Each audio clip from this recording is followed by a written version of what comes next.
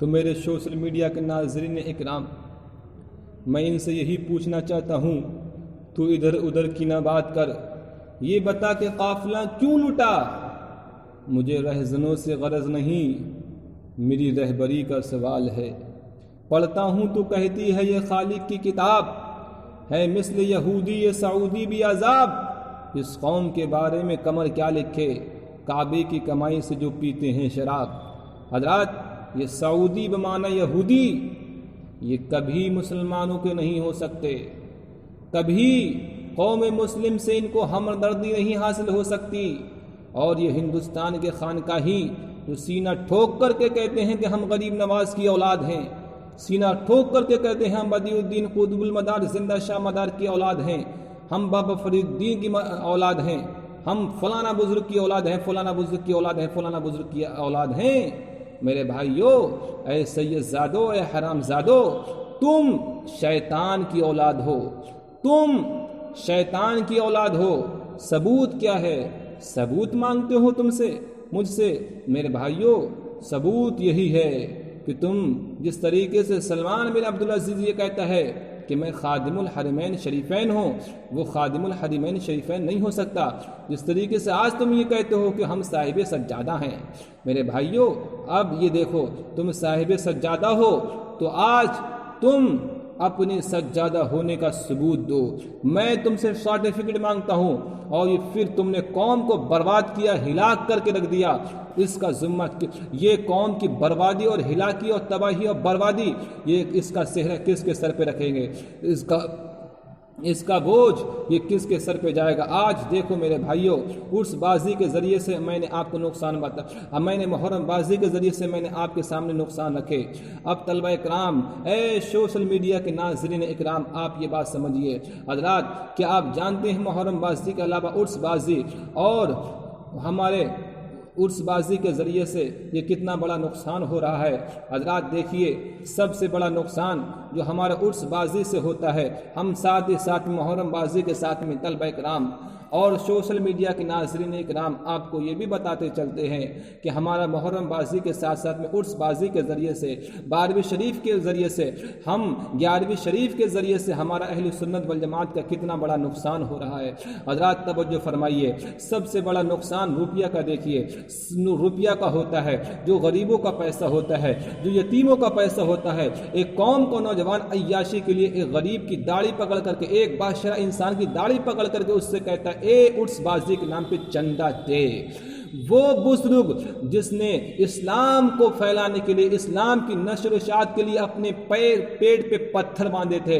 میرے بھائی، جب غریب نواز ہندوستان میں آئے تھے تو کتنی پریشانی اٹھائی تھی غریب نواز نے۔ جب بدیع الدین قطب المدار آئے تھے تو میرے بھائیوں انہوں نے کتنی پریشانی اٹھائی تھی ہندوستان کے اندر۔ جب ہمارے محمود، ہمارے مخدوم اشرف سمنانی آئے تھے، انہوں نے کتنی پریشانی اٹھائی تھی۔ یہاں پر کفرستان تھا، ہندوستان کفرستان تھا۔ یہاں پر آپ کو کھانے کے لیے کوئی سہایتا نہیں تھی، کوئی سویدھا نہیں تھی، پینے کے لیے کوئی سویدھا نہیں تھی، رہنے کے لیے کوئی سویدھا نہیں تھی۔ لیکن جو اللہ کا ہو جاتا ہے، اللہ اس کا ہو جاتا ہے۔ میرے بھائی، فاذکرونی اذکرکم، تم میرا ذکر کرو، تم میرا چرچا کرو، میں تمہارا چرچا کروں گا۔ رسول پاک نے بھیجا تھا پورے ذمہ داری کے ساتھ میں ہمارے مخدوم اشرف سمنانی کو، حضرت غوث العالم محبوبی ازدان تارک السلطنہ سید مخدوم اشرف سمنانی رحمۃ اللہ تعالی علیہ کو بھیجا تھا۔ حضرات جاؤ، ہندوستان کی باغ دوڑ ہم تم کو دیتے ہیں، وہاں پر ہمارے مذہب اسلام کا پرچار و پرسار کیا۔ آپ سچے آل رسول تھے، سچے ہم نبی کے ماننے والے تھے۔ آپ نے نبی کا پرچار کیا، اور ایسا پرچار کیا آپ نے 9 لاکھ لوگوں کو مذہب اسلام سے سرفراز فرما دیا، اور جامع شہادت سے، جامع اسلام سے آپ یوں سمجھ لو کہ کلمہ حق سے ان کو سرفراز فرما دیا۔ حضرات بدیع الدین قطب المدار بھی تو آئے تھے، انہوں نے مذہب اسلام کو پھیلایا ہے ہندوستان کے اندر۔ خواجہ غریب نواز بھی تو آئے تھے جنہوں نے 90 لاکھ لوگوں کو ہندوستان کے اندر کلمہ پڑھایا ہے۔ حضرات توجہ فرمائیے، آج کچھ ایک چھوٹا سا طبقہ کہتا ہے کہ ہم غریب نواز کو نہیں مانیں گے، یہ پتھر ہیں، ہم پتھروں کو مانیں گے، ان کے ذریعے سے ہم کو مذہب اسلام نہیں پہنچا ہے۔ میرے بھائیوں، وہ مذہب اسلام کے فالوور ہیں ہی ہی نہیں، وہ مذہب اسلام کے شروع سے کٹر دشمن رہے ہیں۔ یہ قاسم رہا، یہ رشید رہا، یہ خلیل احمد امبیڈوی رہا، یہ سب کٹر دشمن تھے۔ انہوں نے انگریزوں کی دلالی کھائی تھی، تبھی خلافت عثمانیہ ختم ہوئی تھی۔ اگر خلافت انگریزوں کی دلالی نہیں کھاتے تو پکے پرمان ہیں ہمارے پاس میں، پکے ثبوت ہیں کہ خلافت عثمانیہ کو سب سے بڑا ختم کرنے کا ہاتھ جو ہے، جہاں پر ہندوستان کے پورا ہندوستان، ہندو مسلمان سکھ عیسائی خلافت عثمانیہ کے ہمارے سپورٹ میں کھڑا ہوا تھا خلافت آندولن کی وجہ سے، لیکن وہیں پر انگریز کا وہیں پر شیخ کا بچہ، وہیں پر عبد الوہاب کے مذہب کو فالوور کرنے والا وہیں پر یورپ کے ساتھ میں کھڑا ہوا تھا، اور محمد اتا ترک مصطفیٰ کمال جیسا ظالم وہیں پر سیکولر بنانے کی فراق میں تھا، اور اس نے خلافت عثمانیہ کا ختم کر دیا۔ حضرات جب سے خلافت عثمانیہ ختم ہوئی ہے، یوں سمجھ لو کہ مسلمان آہستہ آہستہ ختم ہو رہے ہیں۔ جب سے ہمارے بزرگان دین کا یعنی مجدد بریلوی کا جب سے ظاہری زندگی کا ان کے جتنے بھی ایام تھے وہ ختم ہوئے ہیں، یوں سمجھ لو کہ ہندوستان کے اندر جتنے بھی خرافات تھی ان کا طوفان آ گیا۔ وہ طوفان ہی نہیں بلکہ میرے بھائیو سیلاب آیا ہوا ہے۔ حضرات ہم مانتے ہیں کہ ان کے بزرگان دین نے ہمارے ہندوستان میں مذہب اسلام کا پرچار و پرسار کیا ہے، لیکن آج ان کی اولادیں کیا کر رہی ہیں؟ آج ان کی اولادیں یورپ کے نوجوانوں کو گلے میں ہاتھ ڈال کر کے گھوم رہی ہیں۔ آج میرے بھائیو جتنے بھی ہندوستانی خانقاہیں یہ گدہ نشین لڑکی نشین ہیں، یہ سب یورپ کی اولادوں کی آنکھوں میں آنکھیں ڈال کر کے، ان کی شراب میں شراب ملا کر کے ان کی آنکھوں میں آنکھیں ڈال کر کے سوتے ہیں۔ میرے بھائیو کیا بنا رکھا ہے؟ میرے بھائیو میں آپ سے یہی تو کہنا چاہتا ہوں، آج دیکھو ہمارے ہندوستان کے اندر عرس بازی کے ذریعے سے کتنا بڑا نقصان ہو رہا ہے۔ حضرات دیکھیے ہمارے ہندوستان کے اندر محرم بازی ہی کے ذریعے سے نقصان نہیں بلکہ عرس بازی کے ذریعے سے کتنا بڑا نقصان ہوتا ہے۔ میں آپ کو چند نقصان آپ کے سامنے رکھتا ہوں۔ حضرات دیکھیے سب سے بڑا نقصان روپیہ کا ہوتا ہے، ہمارے مزدوروں کا، جو غریبوں کا، یتیموں کا جو پیسہ ہوتا ہے وہ پانی کی طرح بہایا جاتا ہے، وہ فاتحہ کے لیے بہایا جاتا ہے۔ میرے بھائیو مذہب اسلام میں شریعت میں کہیں جائز نہیں ہے تمہیں ایک فاتحہ کرنے کے لیے، تم عرس بازی منانے کے لیے، اس بزرگان دین کی یاد کو منانے کے لیے غریبوں کا خون چوسو، غریبوں کا پیسہ لو، یتیموں کا پیسہ لو۔ میرے بھائیو آج دیکھو ہمارے ہندوستان کے اندر جتنے بھی بڑی بڑی خانقاہیں، یہ 25-26 یہ بڑی بڑی خانقاہیں جہاں پر ایک سال میں جو ایک مرتبہ عرس منایا جاتا ہے، ایک عرس میں کم سے کم 14 لاکھ شردالو آ جاتے ہیں۔ حضرات دیکھیے 25 سے 30 بڑی بڑی خانقاہیں ہیں جہاں ہر سال عرس کے موقع پر 12 لاکھ سے 15 لاکھ تک زائرین آتے ہیں۔ اب دیکھیے عرس بازی میں جو غریبوں سے، مزدوروں سے، فقیروں سے جبراً روپیہ لیا جاتا ہے، قوالی کے نام پر لیا جاتا ہے، صفائی کے نام پہ لیا جاتا ہے، لنگر کے نام پہ لیا جاتا ہے، تعمیری کام کے نام پہ لیا جاتا ہے۔ میرے بھائیوں اب اگر ایک عرس میں 12 لاکھ زائرین آئے اور ہر ایک سے ایک روپیہ لیا گیا تو حضرات اب دیکھیے اگر ایک روپیہ، صرف ایک روپیہ لیا گیا تو 12 لاکھ لوگوں سے اگر ایک روپیہ لیا گیا تو یوں سمجھ لو کہ 12 لاکھ روپیہ گدی نشین کے کھاتے میں فری میں پہنچ جاتے ہیں۔ جب اب ایک زائرین سے 1 روپیہ تو نہیں لیا جاتا ہے بلکہ میرے بھائی اس بازی میں ہوتا یہ ہے کہ وہاں پر چادر کے نام پہ لوٹا جاتا ہے، وہاں پر پھول کے نام پہ لوٹا جاتا ہے، وہاں پر دعا کے نام پہ لوٹا جاتا ہے، وہاں تعویذ کے نام پہ لوٹا جاتا ہے، وہاں پر دکان کے نام پہ لوٹا جاتا ہے، وہاں پر میرے بھائیوں مکان کے نام پہ لوٹا جاتا ہے، وہاں پر رہنے کے نام پہ لوٹا جاتا ہے، وہاں پر پینے کے نام پہ لوٹا جاتا ہے، وہاں پر کھانے کے نام پہ لوٹا جاتا ہے۔ حضرات ہر طرف سے لوٹا جاتا ہے۔ میرے بھائیوں اب اگر ایک ویکتی کا ایک عرس میں اگر 100 روپیہ خرچ ہوا اور ایک عرس میں اگر 12 لاکھ شردالو آئے، زائرین آئے، تو اب اس کا حساب آپ لگا لو۔ اگر ایک ویکتی سے 100 روپیہ خرچ ہوا تو اب جہاں 12 لاکھ آئے تو یہ ہو گئے 12 کروڑ روپیہ، 1200 کروڑ روپیہ ہو گئے۔ اور جہاں پر ایک ویکتی کے 10 ہزار روپیہ، 20 ہزار روپیہ اڑتے ہیں تو یہ کتنا روپیہ بیٹھتا ہوگا؟ یہ کم سے کم 13,000 کروڑ روپیہ اٹھے گا۔ میرے بھائیوں جب ایک عرس بازی میں، ایک عرس کے موقع پر صرف 12 لاکھ ایک درگاہ پہ 12 لاکھ شردالو کا، زائرین کا 13 ہزار کروڑ روپیہ خرچ ہو جاتا ہے، تو جہاں پر ہمارے ہندوستان میں 25 سے 30 بڑی بڑی خانقاہیں ہیں جہاں ہر سال چاہیں کورونا کی وجہ سے لوگ بھوکے مر جائیں، پیاسے مر جائیں، انہیں کوئی چنتا نہیں ہے۔ میرے بھائیوں، ہر سال ہماری غریب بیٹیوں کی ڈولیاں نہ اٹھیں، انہیں کوئی فکر نہیں ہے۔ میرے بھائیوں، اہل سنت والجماعت کے جو مدارس اسلامیہ ہیں وہ نیست و نابود ہو جائیں، انہیں کوئی غرض نہیں ہے۔ انہیں غرض ہے عرس بازی سے، انہیں غرض ہے اپنی بینک اور بیلنس بنانے سے۔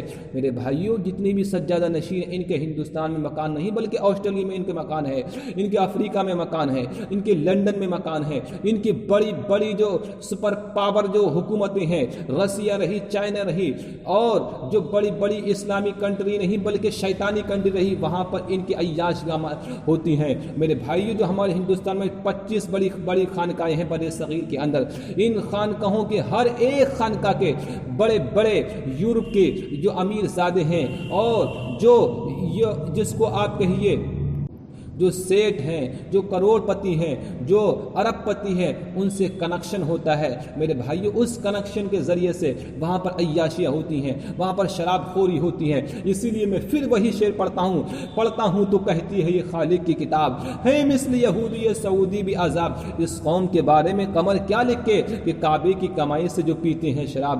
ادھر ادھر کی نہ تو بات کر، یہ بتا کہ قافلہ کیوں لٹا، مجھے رہزنوں سے غرض نہیں میری رہبری کا۔ تو حضرات دیکھیے، آپ نے خود اپنی نظروں سے دیکھا ہوگا کہ عرس کے موقع پر میرے بھائیو چادر کے نام پہ لوٹا جاتا ہے، سواری کے نام پہ لوٹا جاتا ہے، مکان کے نام پہ لوٹا جاتا ہے، کرائے کے نام پہ لوٹا جاتا ہے، وہاں پر پھول کے نام پہ لوٹا جاتا ہے، اور وہاں پر کھانے کے نام پہ لوٹا جاتا ہے، ہر طریقے سے وہاں پر لوٹا جاتا ہے۔ سلام کرو تو پیسہ دو، پہلے پیسہ دو بعد میں سلام ہوگا، پہلے پیسہ دو بعد میں تمہاری چادر چڑھے گی، پہلے پیسہ دو بعد میں تمہارے پھول چڑھے گا۔ میرے بھائی، جتنے کا پھول نہیں ہوتا اس سے 3 گنا زیادہ پیسہ لے لیا جاتا ہے، جتنی کی چادر نہیں ہوتی ہے، وہ گھاگھر نہیں ہوتی ہے، اس سے زیادہ 3 گنا سے زیادہ پیسہ لے لیا جاتا ہے۔ میرے بھائیوں، جتنا انسان کھانا نہیں کھاتا ہے لنگر کھانے میں، میرے بھائیوں اس سے 3 گنا زیادہ اس سے ٹیکس لے لیا جاتا ہے۔ میرے بھائیوں، وہاں پر ہر طرف چور ہوتے ہیں۔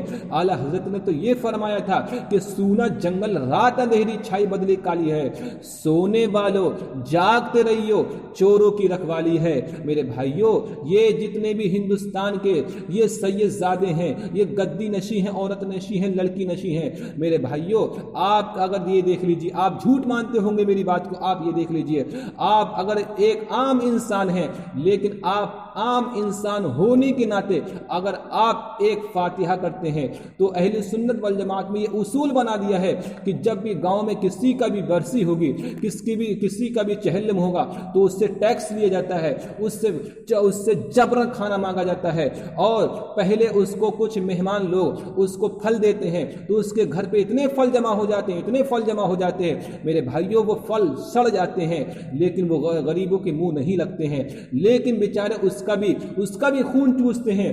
پوری قوم اس سے کھانا مانگتی ہے، تیرا باپ ختم ہوا ہے تو ہم کو کھانا دے، اس لیے کہ ہمارا پیر جب اس کے باپ ختم ہوئے تو عرس بازی کے نام پہ وہ بھی کھانا کھلاتا ہے، اب تو بھی کھانا کھلا، ہم کو تیرے مردے کی کفن کا کھانا کھانا ہے، تیرا باپ مر گیا ہے، اس کی وجہ سے ہم تجھ کو کھانا مانگتے ہیں۔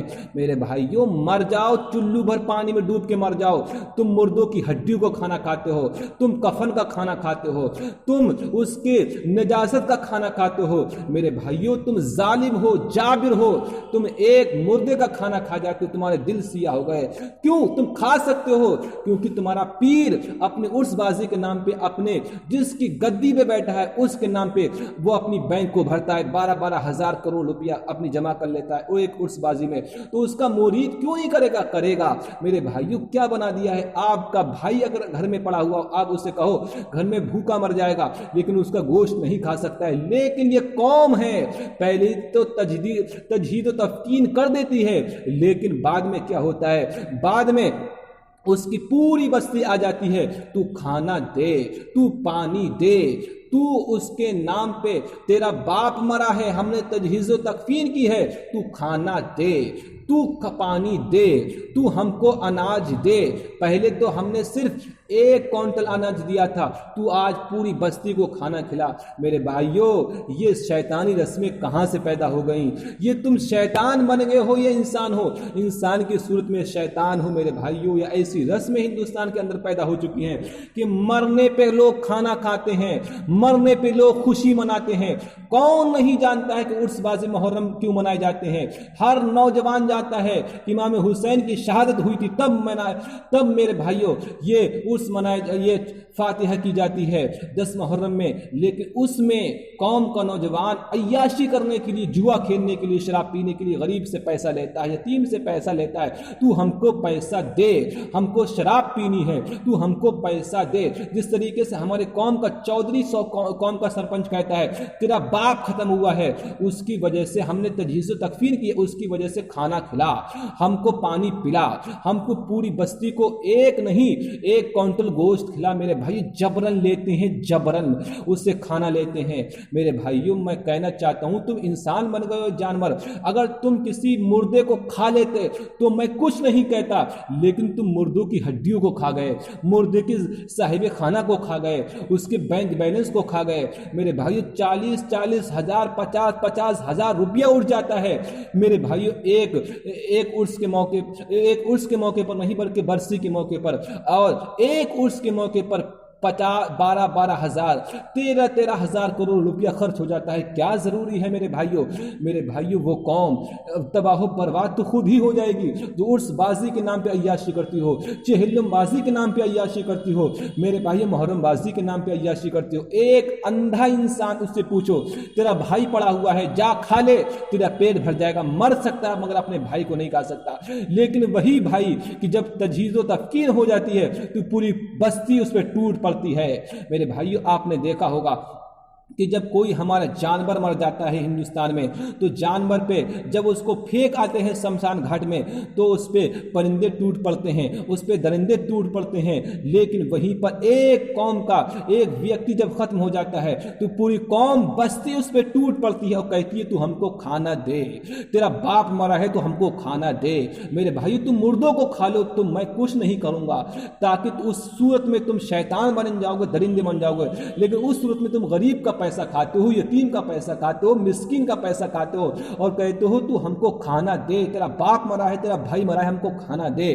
ہمارے ہندوستان میں نہیں، ہمارے مسلم سماج نہیں بلکہ راجستھان میں جب تک کلیا کرم ہو ہی نہیں سکتا جب تک 50 لوگوں کو کھانا نہ کھلایا جاتا ہو۔ میرے بھائیو، آج ہمارے ہندوستان میں کسی بیٹی کی ڈولی نہیں اٹھ سکتی اس وقت تک جب تک کہ 40 لوگوں کو نہیں بلکہ 400 لوگوں کو کھانا نہ کھلایا جاتا ہوں۔ تیری بیٹی کی ڈولی اٹھے گی تو ہم کو کھانا دے، ہم کو کھانا دے۔ ارے سور کے بچے، تم انسانوں کو کھا گئے، تم انسان نہیں شیطان بن گئے، کیونکہ تو شیطان ہے، تیرا پیر شیطان ہے، تیرا پیر کا پیر شیطان ہے، کیونکہ تیرا پیر بھی اپنی بینک بیلنس بناتا ہے اس وقت جب اس کی بزرگ کی جب یاد منائی جاتی ہے، جب عرس بازی ہوتی ہے تو 12 ہزار 13 ہزار کروڑ روپیہ چھوٹی سی چھوٹی خانقاہ پہ میرے بھائیوں کما لیا جاتا ہے۔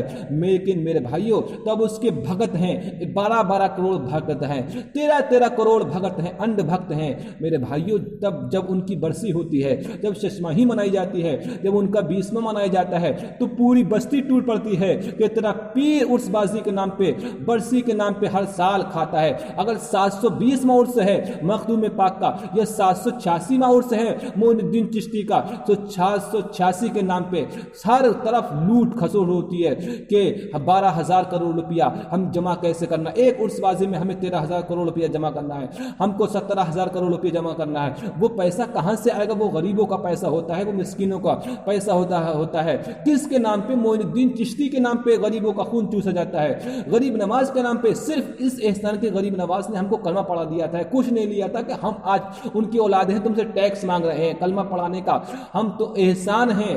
میرے بھائیوں، زمین زمین اور آسمان روتے ہیں ان خانقاہیوں کی رسموں پہ، زمین اور آسمان روتا ہے ان سرپنجوں کی رسموں پہ، جب غریب سے مار مار کے قوم کے لوگ کھانا مانگتے ہیں، اس کو گھر سے نکالنے کی کوشش کرتے ہیں، جب ایک غریب انسان اپنی بیٹی کی ڈولی کو اٹھانا چاہتا ہے تو قوم کو نوجوان کہتا ہے مجھ کو کھانا دے، قوم کا سرپنچ کہتا ہے مجھ کو کھانا دے، قوم کا چودھری کہتا ہے مجھ کو کھانا دے، میں تیری بیٹی کی ڈولی کو نہیں اٹھنے دوں گا۔ اے ظالمو، تم کیا بن گئے؟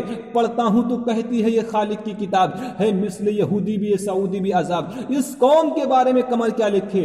کعبے کی کمائی سے جو پیتے ہیں شراب۔ تم انسان نہیں جانور بن گئے، ڈولی اٹھتی ہے تو تمہیں شراب چاہیے، محرم بازی ہوتی ہے تو تم کو عیاشی چاہیے۔ کتنے بڑے تم عیاش بن گئے، تم نہیں شیطان بن گئے، کیونکہ تو شیطان ہے، تیرا پیر شیطان ہے، کیونکہ ایک عرس بازی ہوتی ہے۔ میرے بھائیوں، ہندوستان کی جو 25 بڑی خانقاہیں ہیں، ان کی گدی نشین سے، گدہ نشین سے تم جا کر کے پیچھ لو، لڑکی نشین سے، کہ جب ان کا عرس بازی ہوتی ہے تو بتاؤ ایک عرس بازی میں کتنے ہزار کروڑ روپے کی کمائی ہوتی ہے۔ ایک چھوٹی خانقاہ میں 12-13 ہزار کروڑ روپے کی کمائی ہو جاتی ہے۔ تو بتاؤ تو صحیح، جو بڑی بڑی خانقاہ انٹرنیشنل طریقے پہ، جہاں پر عیاشی کے نام پہ، جہاں پر زائرین کے نام پہ، جہاں پر ایک دانہ دیا جاتا ہے تو ایک دانے کی قیمت جانتے ہو 10 روپے نہیں 100 روپیہ ہو جاتی ہے۔ میرے بھائی، سواری کے نام پہ لوٹا جاتا ہے، پھول کے نام پہ لوٹا جاتا ہے، چادر کے نام پہ لوٹا جاتا ہے، گادر کے نام پہ لوٹا جاتا ہے۔ میرے بھائیو، ٹیکس لاؤ، ٹیکس لاؤ، ٹیکس لاؤ، ٹیکس لاؤ۔ ایک عرس میں 13 ہزار کروڑ روپے جمع کر لیا جاتا ہے۔ میرے بھائیو، بتاؤ تو صحیح، محرم بازی میں تمہارا کتنا بڑا نقصان ہو رہا ہے۔ ایک قوم کے نوجوانوں، قوم کے یواؤں، چہلم بازی کے ذریعے سے کتنا بڑا نقصان ہو رہا ہے، عرس بازی کے ذریعے سے، بارہویں شریف کے ذریعے سے تمہارا کتنا بڑا نقصان ہو رہا ہے۔ حضرات، تم یہ آنکھیں تمہاری کب کھلیں گی؟ جب تم کو موم لنچنگ کے ذریعے سے مارا جائے گا، اس وقت تمہاری آنکھیں کھلتی ہیں۔ جب تم کو تمہارے اسٹیشن پہ، تمہارے سامنے، تمہارے منہ پہ پیشاب کی جاتی ہے، اور جب تبریز انصاری کی موب لنچنگ ہوتی ہے، تب تمہاری آنکھیں کھلتی ہیں۔ میرے بھائی، تبریز انصاری کی موب لنچنگ کروانے والا جو ہے وہی آتا ہے سلمان خان اور کہتا ہے کہ میرے بھائی کی تو تم نے تبریز انصاری کی موب لنچنگ کے ذریعے سے کیوں مارا تھا؟ ارے تو نے قوم کے نوجوانوں کی نسلوں میں عیاشی تو نے پیوست کیا ہے، سلمان کے بچے، عامر خان کے بچے، تو نے اپنے مذہب اسلام کو بیچا ہے، اور تو نے پورے ہندوستان کے یواؤں کی رگوں میں، نسوں میں تو نے عیاشی گھسیڑی ہے۔ آج میرے بھائیوں، قوم اپنی بہن کے ساتھ میں، ایک قوم کا نوجوان عیاشی کرتا ہے، کہتا ہے دیکھو سلمان خان کہتا ہے کہ تم عیاشی کرو، عامر خان کہتا ہے تم عیاشی کرو، ہم کو سلمان خان، شاہ رخ خان کہتا ہے عیاشی کرو، امجد خان کہتا ہے عیاشی کرو، میرے بھائیوں کی بڑے بڑے ابھینیتا کہتے ہیں تم عیاشی کرو، یہ سجادہ نشین کہتے ہیں عیاشی کرو، عرس بازی کے نام پہ قوم کو لوٹو، چہلم بازی کے نام پہ قوم پہ لوٹو۔ میرے بھائیوں، آج تم کیا بن گئے ہو؟ تم شیطان بن گئے، شیطان، تم جوگ بن گئے، جوگ، خون چوسنے والی جوگ بن گئے۔ میرے بھائیو، قوم کا خون پیتے ہو، تم اب انسان نہیں ہو سکتے۔ میرے بھائی، تم آل رسول تو بہت دور کی بات ہے، تم انسان بن جاؤ تو بہت۔ انسان کا کام یہ نہیں ہوتا کسی شریف انسان کا خون چوسے محرم بازی کے نام پہ، کسی برسی کے نام پہ غریبوں کی یتیموں کی ان کی کمائی کھائے میرے بھائی، اور یہ کہے کہ پوری بستی کو کھانا دے۔ تیرے گھر سے جنازہ اٹھا ہے تو ہم اس وجہ سے ہم جنازے کو تو نہیں کھا سکتے، لیکن جنازے کی ہم ٹیکس ضرور لیں گے، تو ہم کو کھانا دے، ہم کو روٹی دے، ہم کو تکیہ دار نہیں، ہم ٹھیکے دار ہیں پوری قوم کے، ہم کو کھانا دے، ہم کو پانی دے۔ قوم مارتی ہے، ایک غریب کی ڈولی اٹھتی ہے تو پوری قوم اس پہ ٹوٹ پڑتی ہے، تیری غریب کی ڈولی اٹھی ہے تو ہم کو کھانا دے، ہم کو پانی دے، ورنہ ہم تجھ کو سماج میں نہیں رکھیں گے۔ ایک نہیں 1000 ایسی جو ہے گھٹنائیں ہو چکی ہیں کہ لوگوں نے اپنی بستیوں سے اس کے انسان کو نکال دیا، جس نے اپنی بیٹی کی ڈولی کو اٹھنے کے بعد میں میرے بھائیوں قوم کو کھانا نہیں کھلایا۔ آج سب سے بڑا پرماण پتر ہمارے پاس میں یہ ہے، سب سے بڑی دلیل یہ ہے کہ اگر یہ قوم کے نوجوان، قوم کے سرپنچ اگر یہ غریبوں سے کھانا نہیں مانگتے ہوتے، یہ یتیموں سے کھانا نہیں مانگتے ہوتے، تو بتاؤ تو صحیح، آج لاک ڈاؤن میں ایک گاؤں میں 1000 میرے بھائیوں، ہر 3 مہینے میں 1000 نکاح ہو گئے، 1000 صرف اس وجہ سے کہ قوم کا سرپنچ کل کو کھڑا ہو جائے گا لاک ڈاؤن کے بعد میں، تو ہم کو کھانا دے، ہم کو پانی پانی دے. قوم کا چودھری, قوم کا ملا جی, قوم کا حاجی, قوم کا پاجی کھڑا ہو جائے گا کہ ہم کو کھانا دے, ہم بھوکے ہیں, ہم پیاسے ہیں, ہم مر رہے ہیں, ہم کو کھانا نہیں ملا ہے, ہم کو گوشت نہیں ملا ہے, تو ہم کو کھانا دے. اسی وجہ سے آج قوم کے لوگوں نے کھانا لاک ڈاؤن کے ذریعے سے یہ فائدہ اٹھایا, تاکہ یہ 4 کوئنٹل 5 کوئنٹل 6 کوئنٹل جو گوشت اٹھ جاتا ہے, صرف ایک ڈولی اٹھتی ہے تو 5 کوئنٹل گوشت اٹھ جاتا ہے. میرے بھائیو, ایک جنازہ اٹھتا ہے تو 5 کوئنٹل نہیں میرے بھائیو 10 کوئنٹل گوشت جو ہے پوری بستی کھا جاتی ہے. میرے بھائیو 10 کوئنٹل کا کوئی مردہ نہیں ہوتا ہے جو 10 کوئنٹل چاول اٹھ جاتے ہیں. میرے بھائیو, میرے بھائیو بتاؤ تو صحیح, ایک بزرگ کی جنازے کی قیمت, جنازے کی وزن کتنا ہو سکتا ہے؟ لیکن میرے بھائیو ہر سال اسی جنازے کے نام پہ, اسی میرے بھائیو مقبرے کے نام پہ, اسی عرس بازی کے نام پہ 12